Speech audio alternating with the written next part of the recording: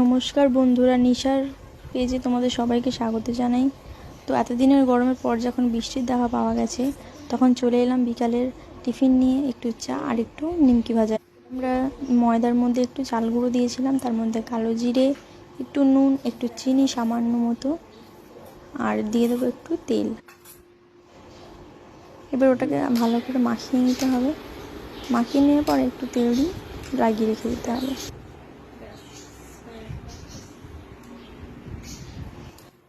ময়দার ডোগুলোকে ভালো করে বেলে নেব। বেলে নেওয়ার পরে আমরা একটা ছুরির সাহায্যে ভালো করে কেটে নেব নিমকির সাইজে।